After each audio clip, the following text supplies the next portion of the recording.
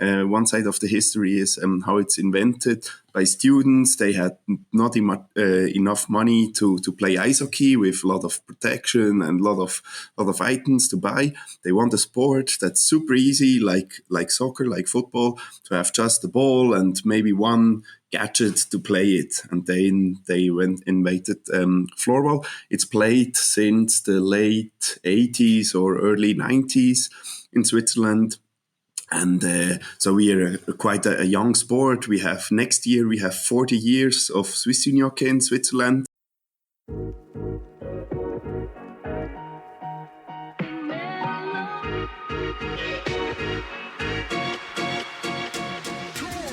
This is the SportsTech Allstars Podcast, showcasing outstanding startups and initiatives in the global sports tech ecosystem. From SportsTechX, the leading source for data and insights about sports tech. Here is your host, Rohn Malhotra. Hi everyone, and welcome to another episode of the SportsTech Allstars Podcast. This month we're only talking to sports teams, leagues or federations, discussing their key challenges when it comes to the topic of innovation. And one of the things that I love to do is learn new things and discover whatever it might be, an opportunity, a challenge, and sometimes a new sport. I will be honest, I did not know much about floorball or unihockey, as it is called in some parts of Europe. But I have a great guest to tell us all about it. I've got Sven Körner. He is the Digitalization and Innovation Lead at the Swiss Unihockey team. Welcome to the show, Sven. Hi, Ron. Thanks. Nice to meet you. To set the context for our audience, Sven is a former athlete. He's played professional unihockey. So he is somebody who's played the sport for a long time and now has gone into an administrative role. But even in that administrative role is looking at sports innovation, which is, of course, our topic, which we love to talk about. So Sven, I want to leave the floor to you to first educate our listeners, because I certainly needed a bit of education. I did a quick bit of YouTubing and Googling before we started, but I found it super interesting. Please tell us a little bit about what floorball or unihockey is. What is the sport about? And then what is your story as an athlete and now somebody working in the sport? Yeah, thank you, Ron. Yeah, floorball unihockey, it's interesting. So in English, we call it floorball, and also in the rest of Europe, they call it floorball also in Germany, they call it floorball since some years. In Sweden, it's innebandy, and in Finland, it's salibandy. So there's a little bit history behind, and in Switzerland, we call it unihockey. It don't has to do something with university or something, just with universal hockey. So that's a little bit, we have two sides of history. One side of the history is how it's invented by students. They had not enough money to play ice hockey with a lot of protection and a lot of items to buy. They want a sport that's super easy, like soccer, like football, to have just the ball and maybe one gadget to play it. And then they invented floorball. It's played since the late 80s or early 90s in Switzerland. And so we are quite a young sport. Next year we have 40 years of Swiss Unihockey in Switzerland. So the anniversary. So it's really young, and I'm not that much surprised that some people around the globe don't know it, because it's every time the same reaction when someone of us is at an international convention or something, say, yeah, I'm from floorball. Okay, what's that, floorball? Then we show, as you said, we show some YouTube videos and they say, oh, wow, that's super fast, that's super dynamic.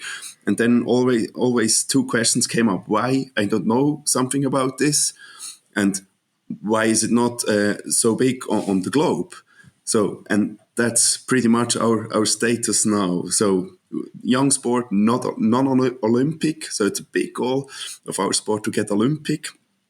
Here at this place where I'm working, we have the Swiss Olympic Federation. So it's basically one level underneath us. So I can walk in the bureau and say, hey, guys, go make some steps forward that you're getting Olympic. No, there's of course political discussions and how other sports are developing with smaller playing structures. And yeah, that's the sport side.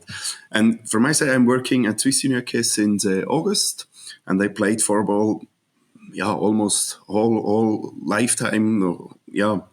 Since I'm 7 years old, I'm playing floorball. So I started in school, in Swiss schools. It's really popular to play floorball. Of course, soccer and football. But then I think floorball is the next one, because we are also the second biggest team sports federation in Switzerland. So it's really popular. And I played. I was a goalkeeper by myself, so I'm pretty tall, and it's a big advantage for me to cover a lot of the goal. And I played at Floorball Königs, and then also in Thun. There are two cities around Bern. 8 years in the highest league, and when we say professional, the level is professional, but it was not my full-time job, so I cannot earn enough money in this young sport. But also a huge goal of Swiss Unihockey to get our sport professionalized, and getting some pro athletes in the future. Now at the moment we have some semi-pro athletes in our national teams. There's a big way around with the military education. They get in the program of a specialized military program, and they can do sports almost maybe half of the year. They can get paid by the federation, by the military, and the other they have to work maybe like 50 or 60%. But I think it's a good step forward for our sport. Because now we are increasing so super fast. Our CEO started like 17 years ago not 17 years, 10 years ago maybe, with 17 people in our office of the federation. Mm-hmm. Now we are like 47 people, so we are growing really fast. And also the budget is rising, maybe not that fast, but it's rising, and it's super important to have our clubs, our sponsors on board to produce a really cool product, innovative, dynamic product. For our community that is really able to get an international sport that is in the biggest window from the Olympics that we can have in the future. Interesting. So you obviously, of course, like any growing sport, you want to keep that momentum growing. You want to attract more players, which can attract more broadcasters, more sponsors, all of that, and that's a nice virtuous cycle of a growing sport. Just for anybody who maybe missed it a bit, so floorball is basically five-a-side indoor hockey, right? Is that a decent description? You play with a similar size or slightly smaller net than hockey does, than field hockey. So is it bigger than an ice hockey rink? Is it about the same size? It's similar to ice hockey. Similar to ice hockey, similar goal size, similar, let's say, playing area, but you play it on, let's say, wooden board. So you play it in any time of the year. Yes. Wooden was a little bit before we played the older, of course. Indoor. The early we played on modern indoor floors. So It's like on handball, not. I think basketball is more on this parquet, wooden floor, but it's basically like this, similar to ice hockey. But I will compare it to like American football and rugby. Ice hockey is with protection, and we don't have protection. Just the goalkeeper has a mask on, some equipment that he don't get hurt too much. But we don't, as a goalkeeper, we don't cover that much like in ice hockey. So it's really authentic and real sport, I would say, where you really see where your skills at. You cannot cover too much with your equipment, and you have to play really technically, and the players are really athletic to prevent the forces when you have a lot of stop and go, like in tennis maybe, and there are a lot of forces for the ankles, for the muscles. So it's a really physical, tough physically sport. A taxing sport. Got it. where is it big? Which are the countries? So obviously you mentioned Switzerland. It's one of the biggest sports. You mentioned I think Finland and Iceland was it. So if they have a separate word for it, I'm sure they play it quite a bit. Germany maybe a bit. So where else is it? Only primarily in Europe? Is it played anywhere else? It was Sweden, actually. Sweden, so Sweden. Sorry. Scandinavia, Sweden, Finland, Czech Republic, Switzerland are the top 4 nations. Okay. Then we have other like Norway, Latvia, Germany are also coming. I think also in Berlin, there's played floorball, and in the southern parts of Germany. Okay. So they're basically like Slovakia, Austria, Italy, France. They're coming. So mostly in Europe. But we have also last year was the World Cup of Women's World Cup of the national team was in Singapore played. So they're really trying to get it to Asia, to this Pacific room. We have also teams from the US and Canada. They always play like a playoff, USA versus Canada to get the winner to the World Cup. And I think the South American countries, also Africa, they have some teams, but of course they are developing. That's one big part of our national and international federation to look where are the fields we can develop the next new community. Yeah, because that's Saudi, Sven. You got to go to Saudi Arabia. That's where all the money is. They Really? put money in all the sports. You got to go to the Gulf. Yeah. Maybe that's one next step after the Women's World Cup. Maybe one Men's World Cup down there. I don't know how sports fans are down there.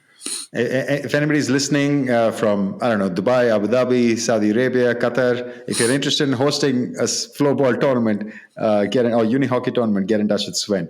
All right, Sven. And now, I mean, I think we set the context pretty well of where the sport is. It's fast growing. It's like hockey, but indoors, so it's more flexible. It's easier to play, more accessible as well. But you specifically work in innovation in what is, by your own admission, a pretty small sport. Now, I found that super interesting when we came across your profile, because I know a lot of large teams for large sports like football, like cricket, which is a very big sport played in many parts of the world.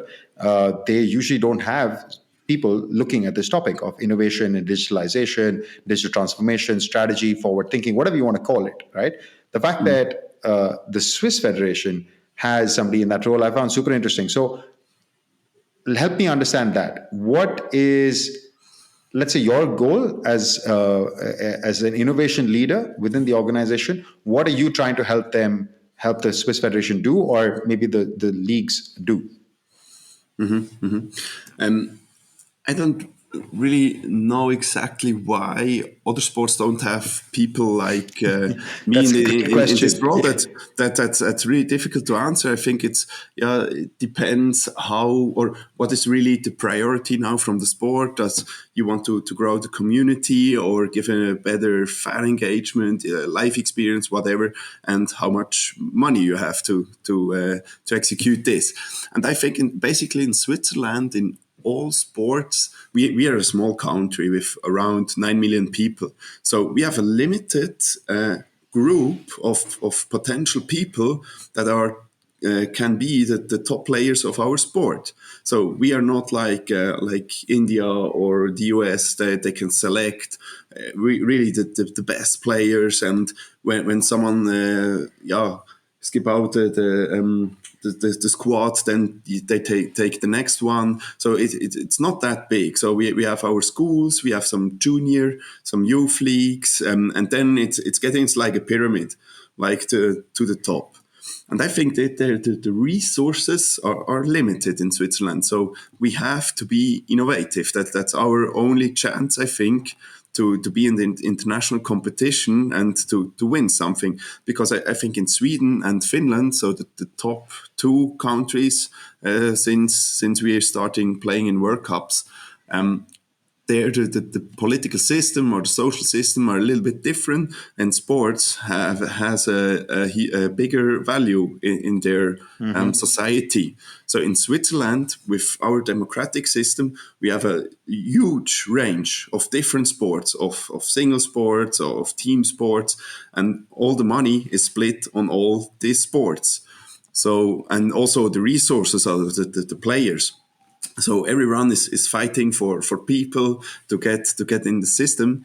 And I mean, now at the moment we have 35,000 licensed players, women and men. And I think we are also a sport where the gap between men and women is not that big, because we have our cup final and our championship super final are played, women and men, in the same venue at the same time. So I think we are in Switzerland one of, or maybe the only sport that get women and men together in one venue, and was a strategic decision. It don't has to be,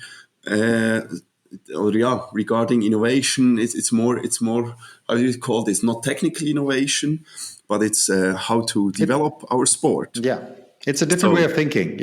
Yeah, it's a different way of thinking. And I think it was a strategic decision to do like super final. So our championship on the highest level is played like quarterfinal and semi-final playoffs, best of 7 series. And then the final, one game, like the Super Bowl. One game is decided. And the good thing is the final is played in big hockey arenas, like with 9,000 spectators. And it's a super cool setup for also the broadcasters, for sponsors, to have this big event. Because our league, the daily leagues, are played in arenas like maybe 1,000 or 2,000 spectators. So it's just to think about, you want to have 1,000 spectators 7 times maximum, or you want to have 9,000 spectators one time in one arena, big atmosphere, and it's really cool to play it. I played it also in 2016. Sadly we lost it, but it was a super intense game. And in the same season we won the cup final. It's also played in a big arena in Bern. And it's since years, I think it's the right decision to have this in our sport, to have the biggest national window to present our sport.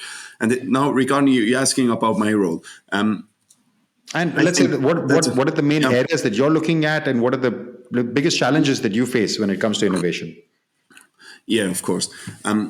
I'm in the IT department of our federation. So we have really 2 guys. They are system engineers. They're supporting our systems. And my role is to have the overview over all projects in our federation.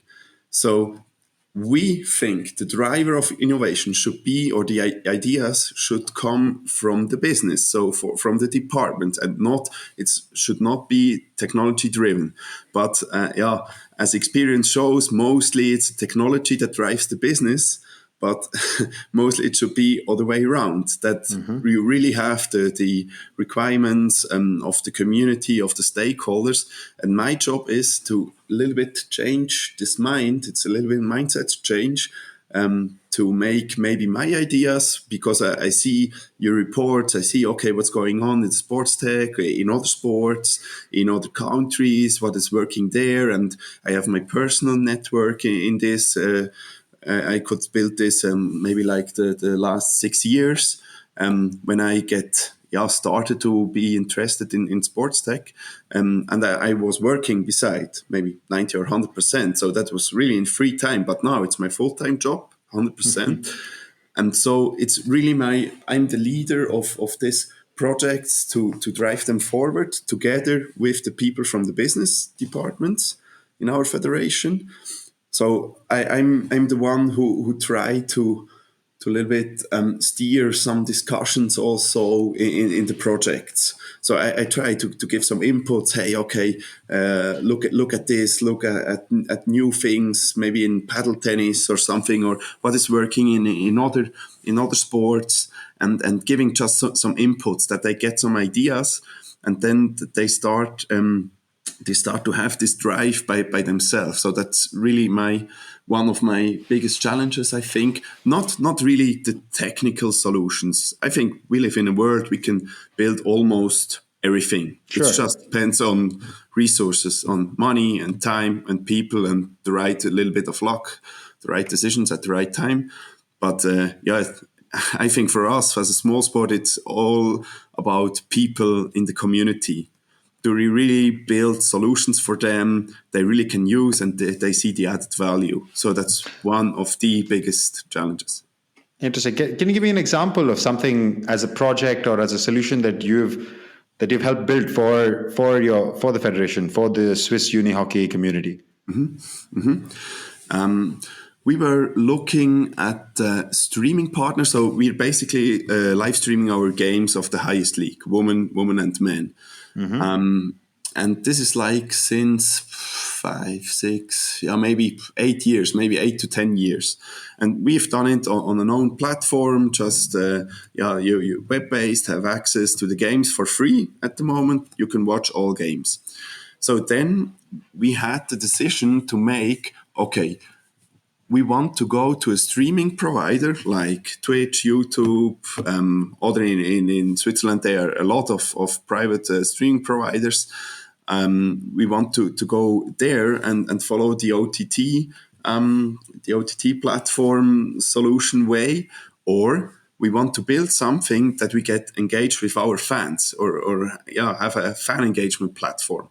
So then we decided to really build a fan engagement platform, which is helping us to democratize the sport. So now we have a platform, it's called Swiss Unihockey Hub. We have the possibility there to stream every game of our league, because you can now go to a junior game, you can take your phone and set it and press live stream, and we have it on our platform. And I think that was one of the best strategic decisions, because then we own the content and have the control of our own about our own content. So I think for the future, data is so important to have it in our hands.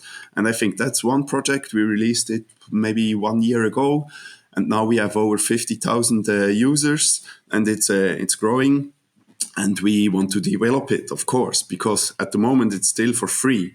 And we're talking about a paywall that we also get some money and get some money back to the clubs that they are developing. Because I think that's one of our most goals, to develop the clubs and get more professional structures. Makes sense. So did you work with a partner to develop it, or you just had an agency? Like how did you execute this project? We have a partner. It's called they call SportsTech. They're from Sweden. Martin has been on this podcast.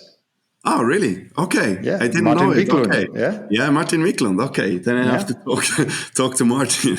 Yes, that's our partner, and they now have some success because they're going to the US, to the youth soccer leagues, the Swedish federation. So I don't have to talk too much, because your community is knowing him. I think maybe for the new listeners who might have not heard that episode. So SportsTech is as Sven described it, is basically it's a broadcasting a platform to help sports teams, leagues, federations broadcast their sport. So they will take you online. They'll help you build a distribution hub, so you can help you record the content, get it on a streaming platform, and then distribute it through whatever channels you choose, either directly on your website, you want to push it to socials, you want to push it to other, let's say, common platforms, YouTube, etc.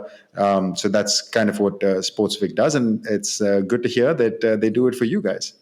Yes, nice description. I like this because I think it really helps. It's really simple to get fans interacted when they watching the stream. They write, okay, let's go red team, or I don't know, and also in the arenas itself. So it's really getting fans engaged, and we're going this way, and also developing some parts with them together. Yeah. Good stuff. Okay, cool. So that's it. I think that's the first job, I guess, for you as an innovation leader.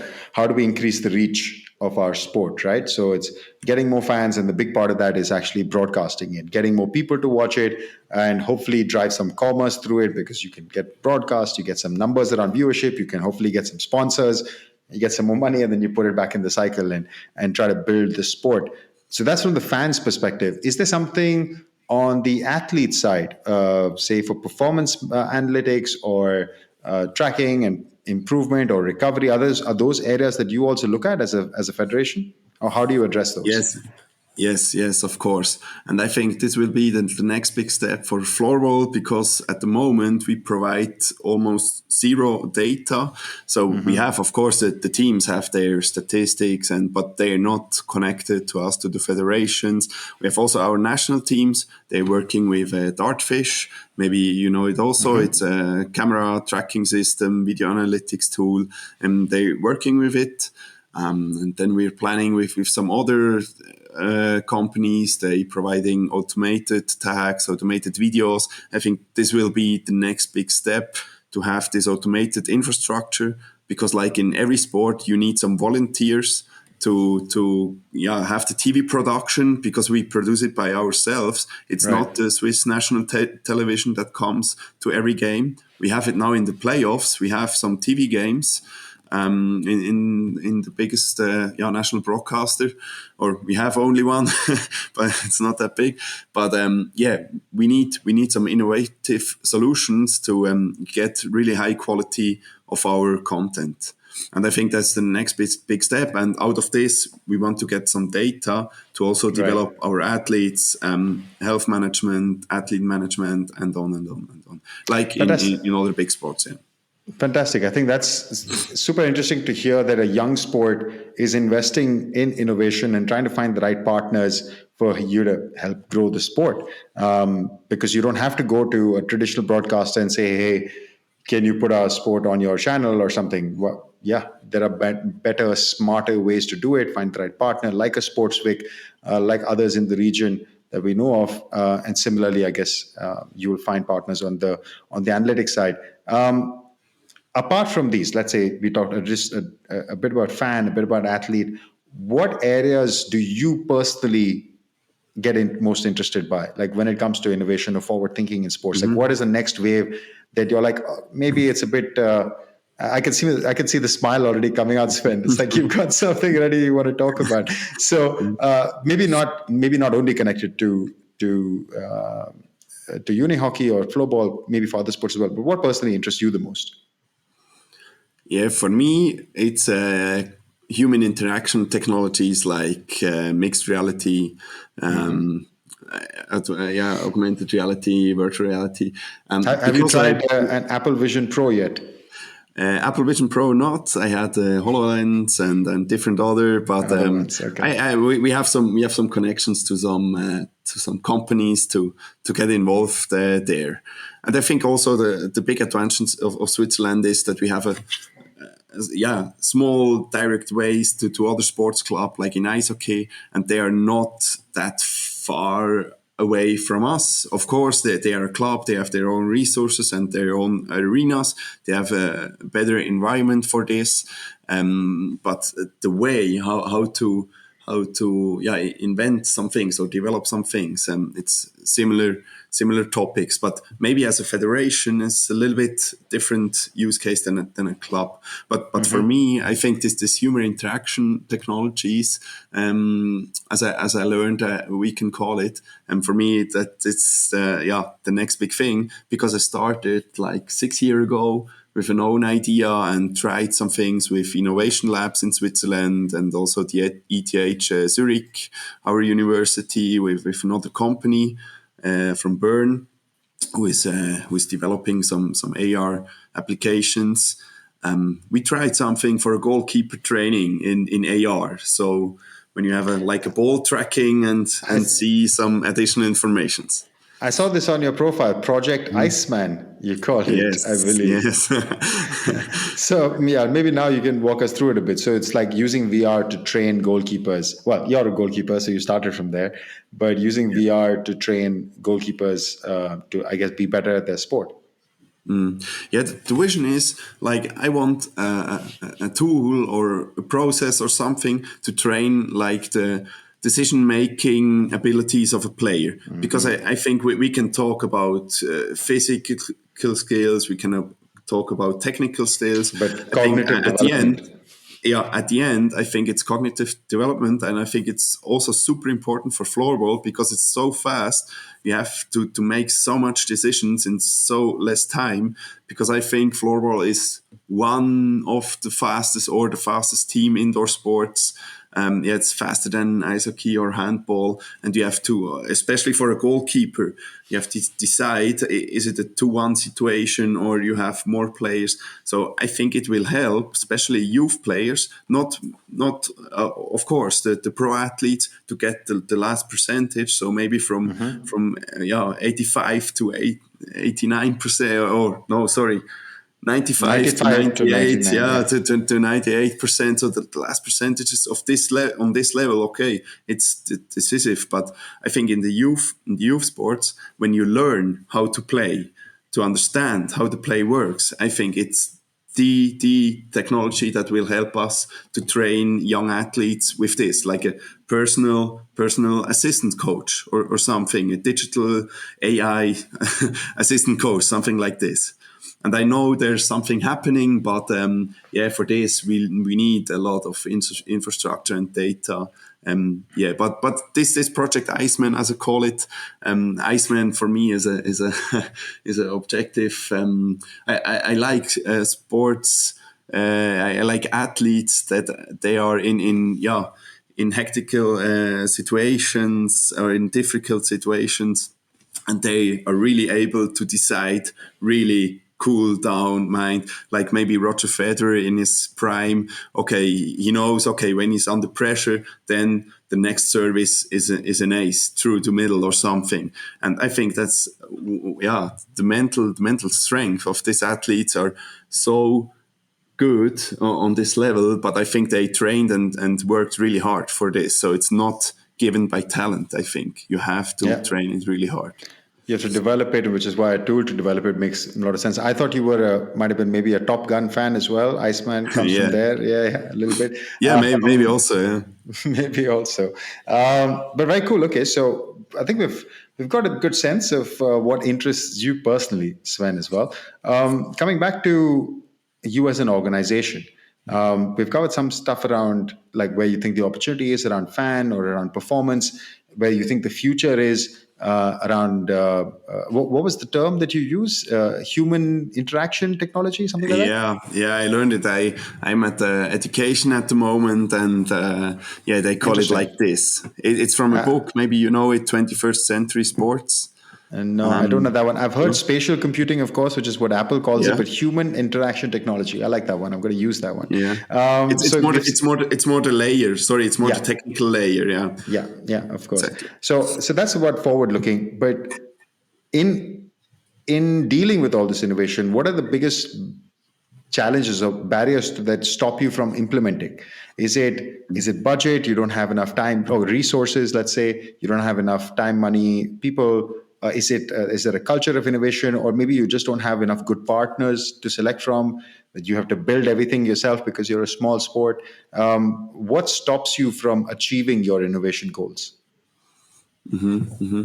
That's a good question, because I think we have some innovation, but of course maybe we could have more. But I think in the federation, it's maybe like in every federation, we have limited resources.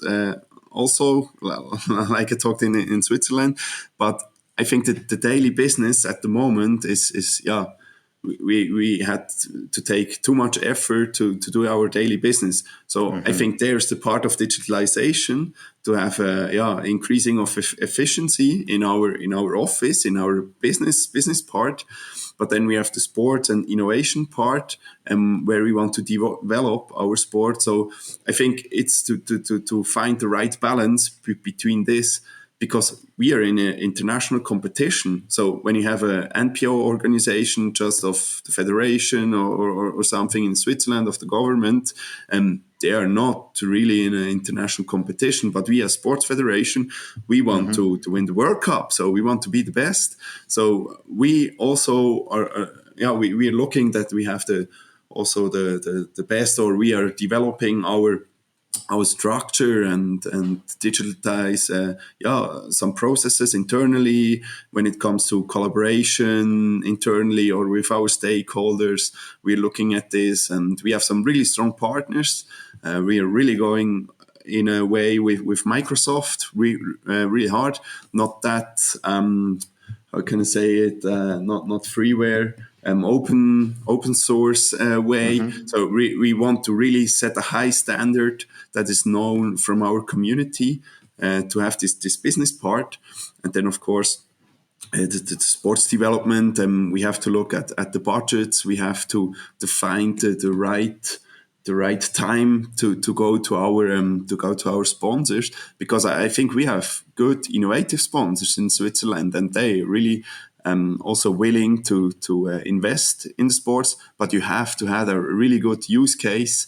That's really the added value is given. So I think it's really of developing a package that you can sell to our sponsors and present it in a way that they really say, okay, with this we get the next level in floorball of development. So I think, because I'm also a tech guy, I have a technical background, and we love to talk about technical solutions and all this stuff. And as I mentioned before, I think the technical part is not that big or not the problem. It's about people business. So we need to have the right people at the right time, and get the right adoption for some solutions. And we try a really agile approach in this development, to have define some MVPs and then go and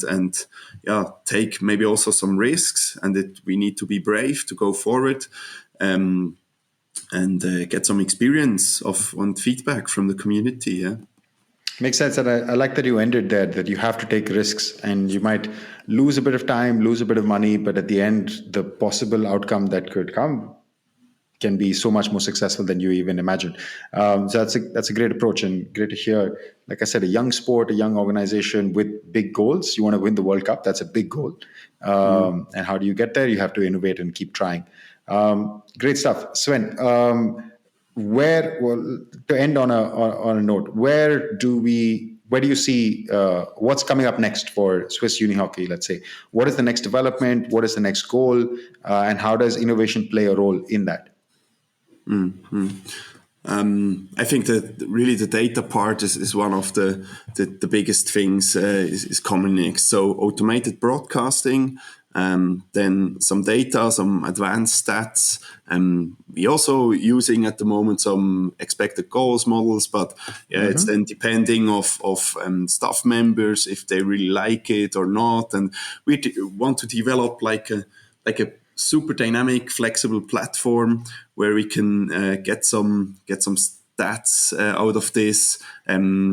Where we can get some information about the playing intelligence, we call it like this, or performance intelligence. So it's not about just the real stats or the metadata. We really want to have something where we can say, okay, in this situation it was not really a clever decision to go in there, or some stuff like this. And we're also working together with other federations and looking if we can team up and have for this part, or for the sports development. Then of course we have this commercial part.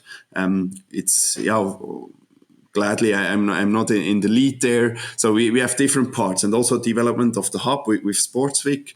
We have an own project manager for this. So I'm just more in my role. I'm more to provide the interconnection between our systems internally. So we also have some old legacy systems. We have to cut them off. So it's really to get Swiss Unihockey in a position where we have a stable foundation and then can build up, like building a house. So we need a new stable foundation that is state of the art, and then we can go forward. So I really like or want to see floorball in 5 or 10 years in more countries around the world, maybe Olympic sport. That's the international part, and in Switzerland, of course, rising and rising again, and have this second position in the ranking.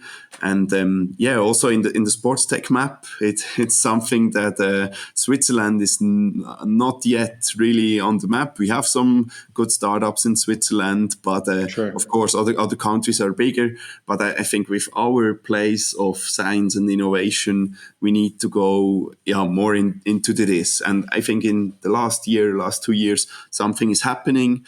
But I think they are just separate parts and not working together too much. But I think now it's something is happening in Switzerland in this topic. And that's what we're here to talk about and write about. You, of course, have one of the biggest sports tech companies in the world, Sportradar, which is a Swiss company. So that example is there for all other companies to see that you can really build a very large enterprise coming out of Switzerland. So, let's see what the next wave of entrepreneurs comes up with. Sven, it has been an absolute pleasure talking to you. And thanks so much for introducing us, me especially, and also our listeners now to a bit of floorball. I don't know how many of them would have heard of the sport before, but I think I would recommend to anybody listening, go check out some highlights, go check out some videos. It is pretty exciting. The passion and the crowd and all of that, it looks like a lot of fun. Sven, I want to end with my favorite question to ask, and especially I like to ask this of former athletes. What has been your favorite sporting moment? So either you can tell me a moment as a fan, but I'd be more curious perhaps to hear about your favorite moment as an athlete, looking back on your time in floorball. Yeah. Of course, winning some titles in the highest league or also youth league is always really cool. Also, in other team, I had we played a league relegation that we don't fall down in the second league. Right. And there I have one of the craziest series I ever played, because it was also best of 7 series. Every time the home team wins, so the lower team in the lower league had the advantage of the home game. So we played till game 7, and then we were maybe like 3-2 in behind, and then get to equal the score and going to overtime in game 7, and then we won this game in overtime, game 7. That was really something of the craziest stuff for relegation and promotion that it's almost scarier than the championship for that moment. And we were able to hold the league, and then 1 year after I ended my career, so I can say I really played all my time in the highest league. And also one of my biggest success, I would say, I never had like a major injury, even with my height and my weight for a goalkeeper, because we are always moving and shifting on our knees. 1.96 m. 196. Okay, that's a big boy. So almost 2 meters and over 100 kilos. So I think it's a big success to be or to train the whole career like this, to be fit. Also, I'm now 30 years old. So in other sports, you're still playing on the highest level, but now the most players are quitting with 30 years. So I think they are the most successes or sporting highlights, and also together with my teammates, they are now friends for life. So I think that's really cool about this. Yeah. Powerful stuff. Thank you so much for sharing, Sven. Thank you very much. Yeah, it was a pleasure. Also to hear about you winning, also hear about you that relegation battle. And I really like your last one, that just to stay fit, to be healthy, to be able to play as much as you could, that's to count that as a success. You take some of these things for granted. the fact that you appreciate that is great. Sven, thank you once again for taking the time to join us. Thank you for educating us on floorball. And yeah, we'll be curious to hear more about your sport and see it in more places. You mentioned Berlin. I have to take details from you where I can catch the sport in Berlin. I have to go watch a game. Yeah, you have to Google it. I think you found it. You're finding something. Super. Yes. All right. Thanks so much for your time. Thank you very much, Rohn. Thank you. It was a pleasure. All right, guys, that is a wrap for another episode. You learned so much, floorball, and I have to go and find a game in Berlin to watch. This is part of our series of talking to various leaders in sports organizations, some big, emerging, well-established names, some new up-and-comers trying to make their own name in the world of sports. Lots of insights to glean from both categories. See you guys next week. Ciao. Thanks for listening to the SportsTech Allstars Podcast with Rohn Malhotra. If you like our show, let us know and leave a review. And if you want to know more about us, check out SportsTechX.com, where you can find our latest industry reports and updates. For a deeper dive into all things sports tech, check out our comprehensive database, SportsTechDB, at SportsTechDB.com. Don't forget to follow us on social media. You can find us at SportsTechX on Instagram, Twitter, LinkedIn, and Facebook. Join us next time for another insightful conversation with a leader in sports tech.